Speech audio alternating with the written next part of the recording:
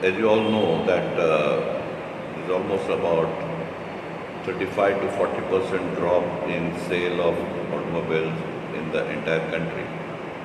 Because the newspaper reports, TV reports are all flashing about the news. Automobile industry is actually contributing 10% to the GDP of the country.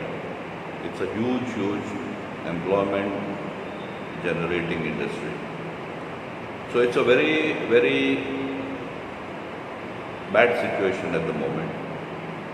Unless and until there is some stimulus or some push given by either the central government or the state government.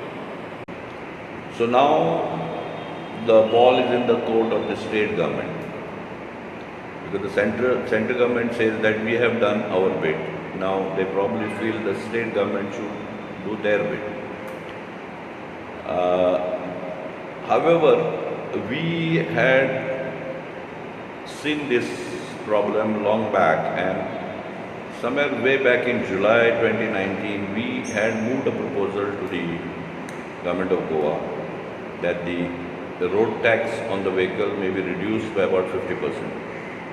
Why 50%? Is only that would give some sort of a boost or uplift the sentiments of the people.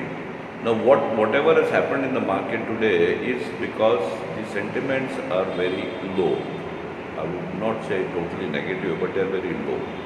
And whenever such sentiments are to be uplifted, the government, either the center or state, has to take some measures which would lift the sentiments. So we thought probably reduction of 50% road tax would temporary period. We said maybe for 3 months or 6 months. I mean, we don't say that it should be done permanently. It's just a temporary solution which would boost the sentiments of the consumers, and they would come forward to buy the car.